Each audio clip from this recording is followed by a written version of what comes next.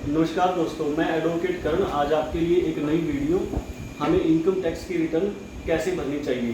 देखिए दोस्तों, आजकल क्या हो रहा है कि इनकम टैक्स की रिटर्नें भरी जा रही हैं। लोग आते हैं और इनकम टैक्स की रिटर्न भरवा के चले जाते हैं। इनकम टैक्स की रिटर्न सही तरीके से भरने के बारे में आपको बताता हूँ।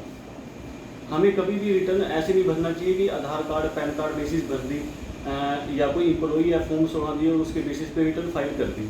हमें क्या करना चाहिए, जैसे कि हमारी रिटर्न आजकल फाइनेंशियल ईयर 22-23 यानी कि असेसमेंट ईयर 23-24 की भरी जा रही हैं, तो हमें अपनी बैंक स्टेटमेंट निकलवानी चाहिए।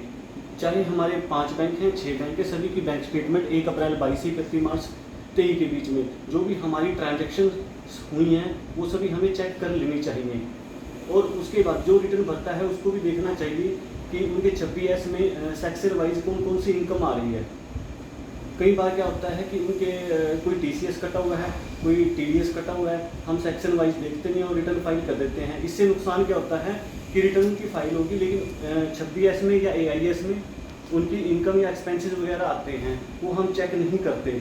जिससे नुकसान क्या होता है कि सपोज करो किसी बंदे ने 15 से 20 लाख रुपए का खर्चा कर दिया और उनके AIS में आ गया, लेकिन हमने वो इनकम दिखाई है सारी 5-7-10 लाख रुपए, लेकिन खर्चा कर दिया 20 लाख रुपए का और हमने रिटर्न फाइल कर दी। तो उससे नुकसान क्या होगा कि उनको इनकम टैक्स का नोटिस आ सकता है कि आपने जो ये एक्सपेंसेस किए कहाँ से किए, पैसे का सोर्स क्या था, जबकि आपने रिटर्न तो फाइल किए 5-10 लाख रुपए की। तो हमें रिटर्न भरने से पहले बहुत से डॉक्यूमेंट चेक करने चाहिए।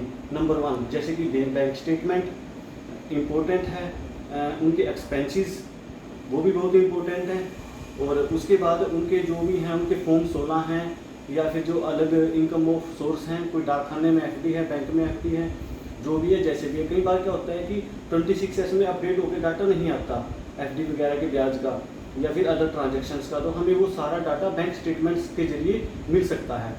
तो हमें वो सारी इन्फॉर्मेशन कलेक्ट कर लेनी चाहिए और उसके बाद ही इनकम टैक्स की रिटर्न फाइल करनी चाहिए। कहीं आजकल क्या कर रहा है कि इनकम टैक्स की रिटर्न भर देते हैं under section 44AD in case regular book account are not maintain, कि इसमें बुक ऑफ अकाउंट मेंटेन करने की कोई जरूरत नहीं है। लेकिन उसमें ये कहा गया है कि income book of accounts maintain करने की कोई जरूरत नहीं है, लेकिन उसको भी नोटिस आ सकता है। नोटिस किसी को भी आ सकता है और जवाब मांगा जा सकता है कि ये इनकम का सोर्स क्या है। मेरे पास 15 केसेस लगे हुए हैं फाइनेंशियल ईयर 21-22 के, जिनकी रिटर्नें डिफेक्टिव हो चुकी हैं। उन्होंने अपनी इनकम 44AD में दिखाई थी कि इसमें तो रेगुलर बुक अकाउंट मेंटेन करने की कोई जरूरत नहीं है, लेकिन उन्होंने अलग ट्रांजेक्शनें भी की हुई थी। उन्होंने अपना बिजनेस दिखा दिया, जैसे भी उनका कोई भी बिजनेस था उसके अकॉर्डिंग रिटर्न को फाइल कर दिया, लेकिन उनके बहुत से अलग ट्रांजेक्शन्स भी थी। जैसे किसी ने प्लॉट सेल किया था, किसी ने प्लॉट लिया था, तो वो रिटर्न में नहीं दिखाया। उनके बच्चे बाहर गए हुए थे, फॉरेन ट्रांजेक्शन्स थी वो नहीं दिखाई, एग्रीकल्चर से इनकम थी वो नहीं दिखाई, तो उनको नोटिस आ गया क्योंकि उनकी बैंक स्टेटमेंट में वो सारी ट्रांजेक्शनें थी।